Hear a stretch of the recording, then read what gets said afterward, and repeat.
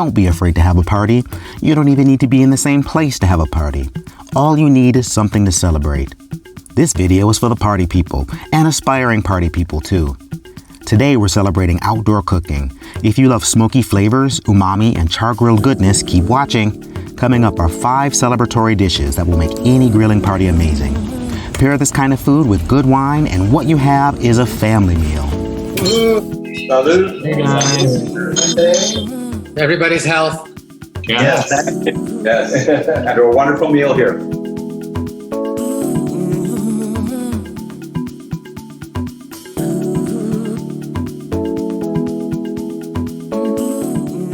Welcome to Family Meal, a virtual wine tasting party.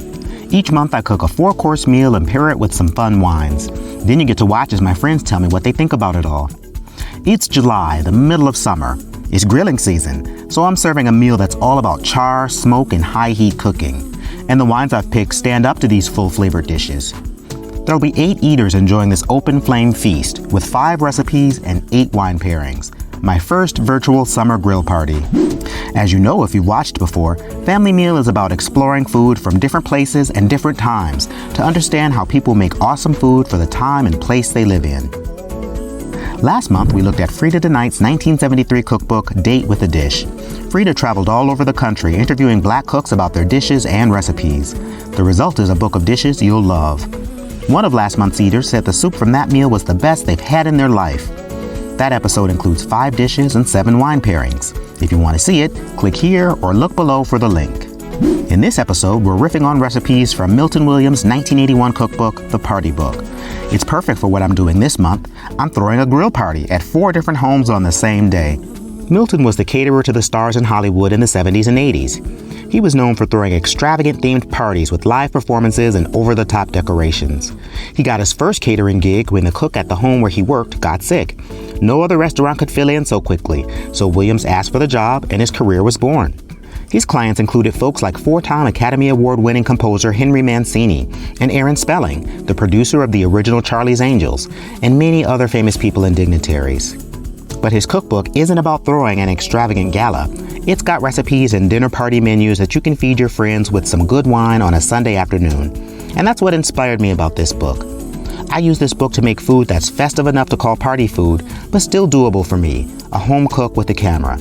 I think this is my most exciting menu yet. Anybody who can inspire me to do that with food is someone worth learning more about. But don't take my word for it. Make these dishes yourself and tell me what you think.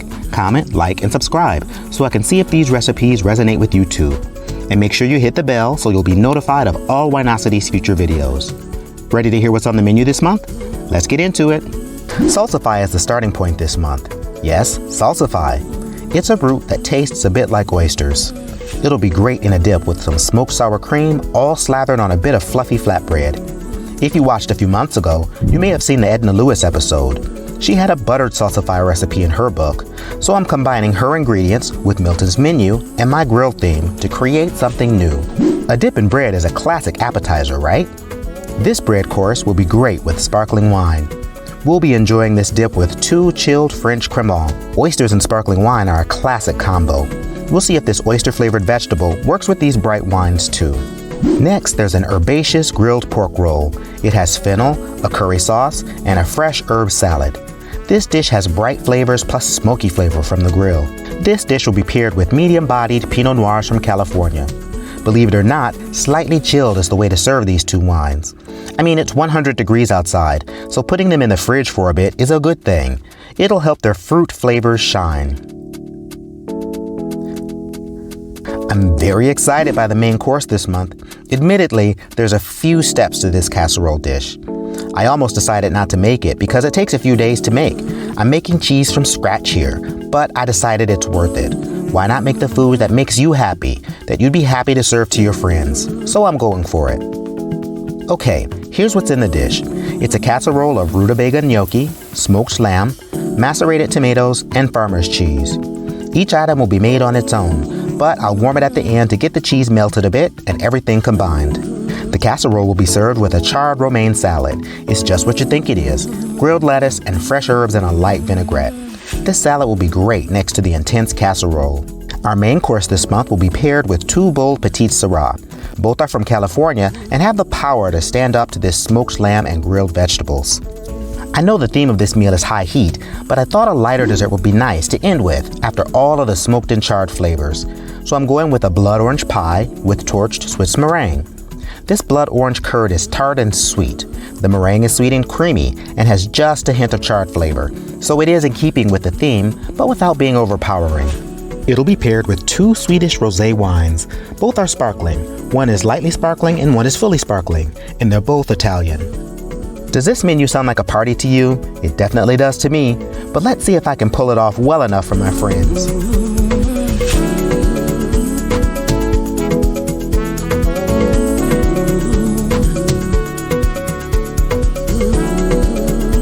Salsify has a number of fun names. Jerusalem Star and Goat's Beard are a few. But the best name, hands down, is Jack Go to Bed at Noon, because the plant's edible flowers close every afternoon. What does Jack Go to Bed at Noon taste like, you ask? The answer is oyster. So this is like a vegetarian oyster dip, and it's pretty easy to prepare. Open the cans of salsify and drain them. Then prepare your peppers and herbs to be diced. You can chop them by hand, but I'm using a mechanical chopper. I'm not using a food processor because I don't want to mess up and have a puree. I want this to still be chunky. Next is a sour cream. This is frozen. It's hard enough that you can cut it into chunks. And I'm going to use a handheld smoker to smoke it. You can use any wood you like. I have a mix of hickory and apple today. Keep the cream in smoke for about 10 minutes. That should be enough time to infuse the flavor. Once the cream is smoked, you need to get it soft enough to mix with the rest of the ingredients. Some mayonnaise, the herbs, pepper, seasoning, and the Jack Go to Bed at Noon. Don't forget that. It's a party-worthy version of the classic seafood dip. We made this flatbread from scratch for the wine party. It's got yogurt and some flake salt. It's light, fluffy, and delicious. One of the perks of eating in person. You can also use store-bought flatbread for this dish. Just coat it in a bit of olive oil and coarse salt. Then bake it a bit to refresh it or drop it on a hot grill to get some char. Or just put this dip on a slice of toasted sandwich bread. This smoky dip is great no matter how you use it.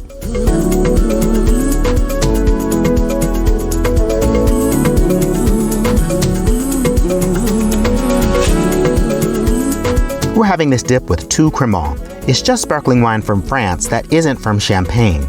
Since this wine can be pretty much from anywhere in France and made from many types of grapes, it comes in many styles and has many flavors. But these are generally fresh wines with citrus and a bit of green apple. They're a nice counterpoint to the smoke flavor, but they also support the sharpness of the sour cream. For me, fishy flavors and briny flavors go so well with bubbles, and this vegetable is a veggie version of fish. I think it's a cool vegetarian take on a classic seafood and sparkling wine combination. But what does the eating panel have to say? The dip is so good. Thanks. It's very good. I do like the Blanc better. Yeah, I do as well. Yeah, it's a little fruitier and more floral, I think. Yeah, I agree. The Blanc. That's the second one. I think the Limoux has more bubbles. More Yeast could be. There's a bit for that. Everybody loves dip, right?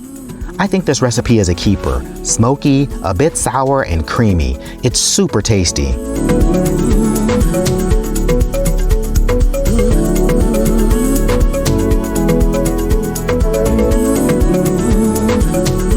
Imagine a grilled stuffed pork chop. That's basically what this dish is. It's pork stuffed with a flavorful chutney. In California, fennel just grows on the side of the road like a weed. Yeah, it's the wild kind of fennel, but it smells great. But let me put a few fennel seeds in my garden and nothing. But I'm not mad. Fennel is delicious and makes a totally worthy chutney. First, I'll start by toasting the spices in a dry pan. Curry means different things to different people. For this recipe, it means a mix of turmeric, coriander, and cumin. You can add other spices that make sense to you, but those are the basics here. You want them to just start releasing their aromas without burning. The next step is to cook the vegetables. Start with the garlic, then add the leeks and the fennel. You want them to get good and tender. The fennel has been sliced into fairly thick slices so that you have some nice chew in the chutney. You also want to season the mix with enough salt and pepper to get everything good and savory. The next step is to add the ouzo and reduce it by half. This will create a thick sauce for the chutney. This saucy chutney is what's going to get rolled up in the pork, but you've got to get the pork ready. You can cut your tenderloin almost in half, but don't cut all the way through. This creates a butterfly tenderloin that you'll pound down into an even more tender piece of meat. Pound the butterflied pork out to about a 1/2 inch to 3/4 of an inch, then season both sides with salt and pepper. Next, spread out that flavorful chutney all over one side of the pork. Then roll up the pork into a roll along the short end of the loin. You should have a number of layers in your roll. Now move the roll to a pan to grill. Okay, this loin is ready for the grill. You're gonna grill it for about a total of 15 minutes. That should be enough time to get a good smoky flavor on it. Now that it's cooked, it's time to plate. Once cooked, you can cut the roulade into slices. Top each slice with a bit of herb salad. You can use any herbs you have on hand. I have a bit of parsley and mint that I'm gonna dress up with a bit of salt, vinegar, pepper, and oil. That goes right on top. If that's not a party dish, I don't know what is.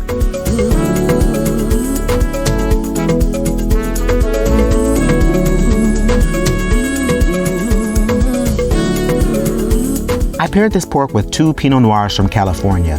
They're both kind of bold Pinots, but that's okay. This is grilled pork with curry after all. Both these wines are from Sonoma, but there's still a difference between the two. The first is the boldest one.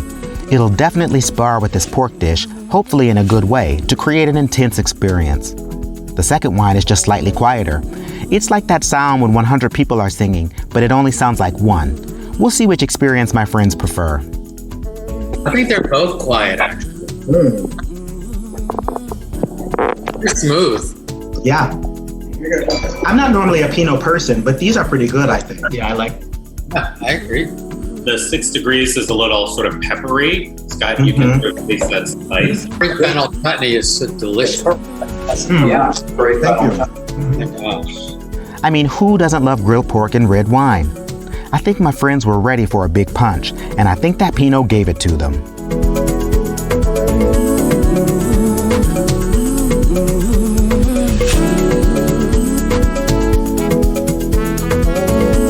Are you ready for a dish that's so good that I was willing to take 3 days to make it?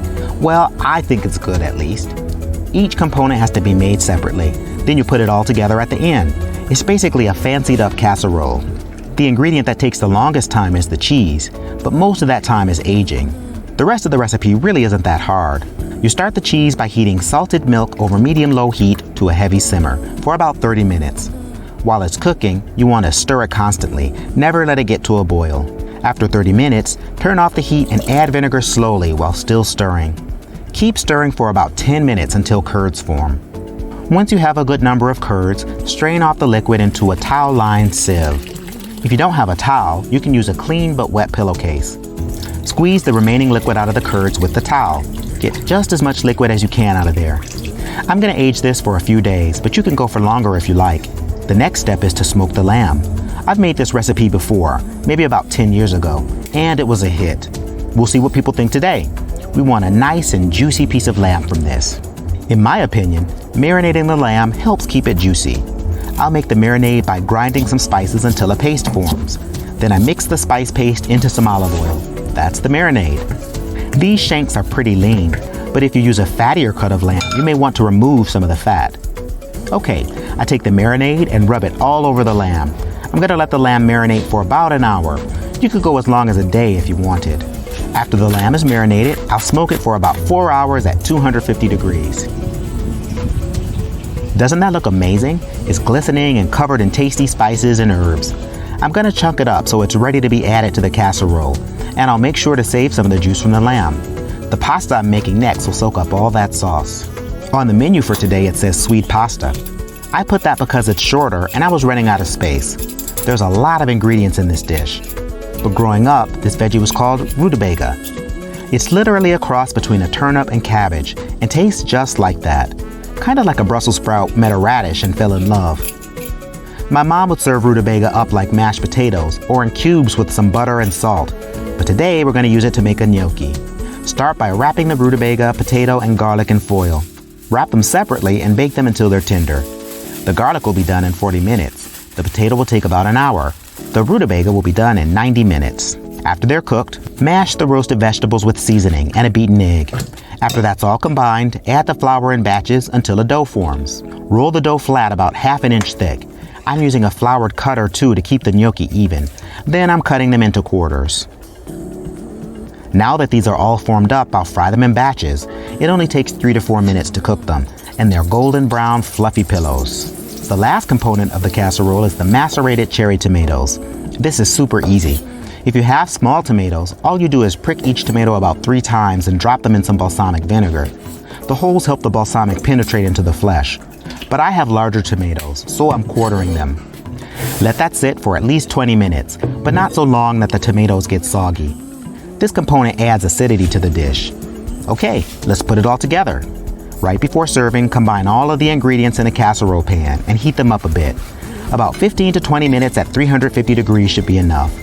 This will get everything steamy, and the natural juices from the lamb and the creamy cheese will melt a bit to bring everything together. I think it's going to be delicious. And here it is. I think that looks amazing. Yes, it's a casserole, but this isn't your everyday casserole. It's a casserole fit for a feast, and we're serving it with a salad.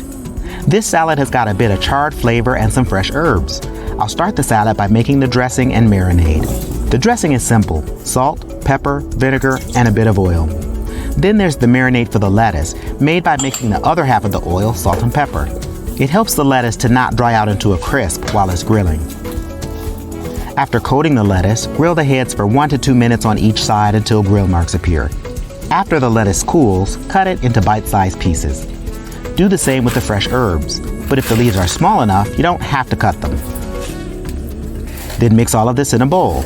I think this salad is best served cold. It helps the fresh flavors of the herbs pop and is a nice contrast to the meaty casserole.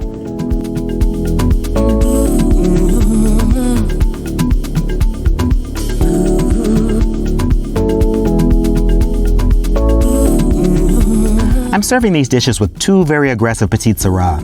Both are from California and both are big reds. They're also slightly spicy and oaky. To bring down the intensity a bit, I'm going to aerate and decant these to round out the flavors some. Still, these wines will have tannin that's a bit drying in the mouth. Drying your mouth out might not sound great, but when you're eating oily lamb, creamy cheese, and vegetables coated in oil, the drying sensation will be nice. And the spicy notes in the wine will add character when you have wine with the food. At least that's my thought, but we'll see what my friends think. I love lamb. Yeah, me too. Very good. Thanks. Oh, good. And that smokiness is there. Lovely. Thanks. Really good. Personally, the Angel's Petit for me. Okay. This dish. It really didn't, they didn't mellow a lot from aerating them. When I first had them, they were very, very tannic. Yeah. Made the sides of your tongue kind of curl up. To me, that's what the Addiction is kind of like for me, but the other one seems smoother for me. That was a powerful course. Big wines and smoked meat. Very satisfying. Now for something a bit lighter and sweet at the end.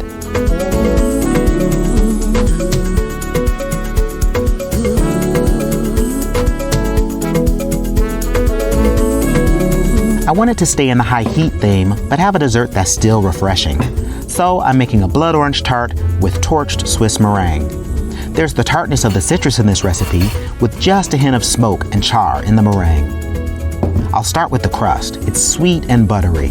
The first step is to sift the dry ingredients into a bowl. Dice the frozen butter into about 1/2-inch cubes and begin mixing that into the dry ingredients until you have small clumps that stick together. When you get about the consistency of graham cracker crumbs, you're all set. Just add a bit of water to bring the dough together. Roll out the crust to the size of your pan. Try to get it as even as you can. Then freeze the crust for about an hour. After that, you bake it for 25 minutes at 350 degrees. Okay, I've got that looking good. I'll come back to it later. While the crust is coming together, you can work on the blood orange filling. Bring together cornstarch, sugar, salt, and water. Bring this to a boil on medium heat while whisking constantly. Reduce it to a simmer to thicken. Once thickened, remove from the heat. Next, beat the egg yolks. Slowly add spoonfuls of the thickened filling to the egg yolks to temper them. Finally, combine all the ingredients and simmer for 4 minutes until the yolks are cooked. Add the blood orange juice, lemon zest, and butter at the end. Next, pour the filling into the pie crust. The last step is the meringue. You're going to create a steam bath. Fill a large pot with water and bring to a gentle simmer. Combine the egg whites, sugar, salt, and cream of tartar in a bowl over the steaming water for 10 minutes. After 10 minutes, Whip this mixture in an electric stand mixer until stiff peaks form. This will take about 5 minutes. Now we're ready to finish this pie off. Some recipes say to pipe the meringue, but I'm just going to pour it on top and shape it nicely with the back of a spoon. It might take a few rounds of shaping to get it really looking nice, but I'm committed. This is a feast after all. Once you have a shape you like, we'll bake this at 325 degrees for about 20 minutes. That should get the top looking good and golden. Doesn't that look delicious?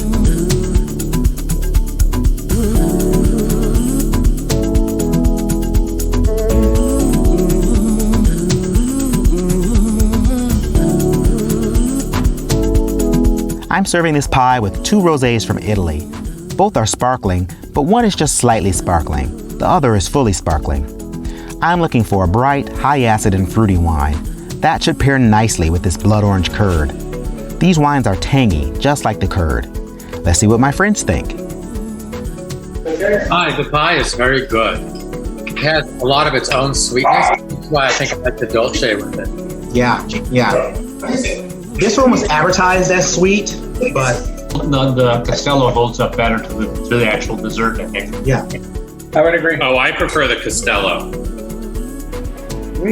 I know, but it feels, it's more, to me, it's more, I just like drinking it. It's very fruity and Very good. so good. Good crust. Thanks. I think that was a great way to end a grill party. What about you?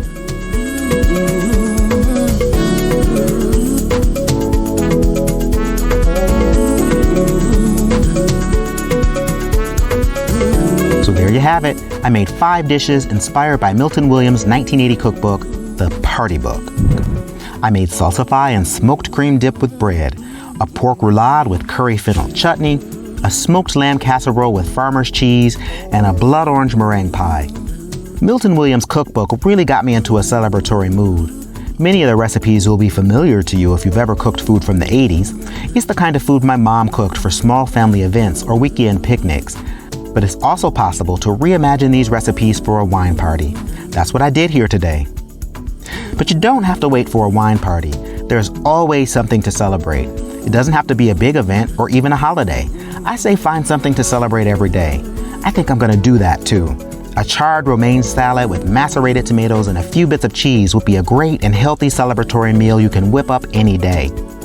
As for the wines, I'd have this salad with the Blanc de Blanc. That would be a nice choice for me. This wine was very floral and great on a hot summer day.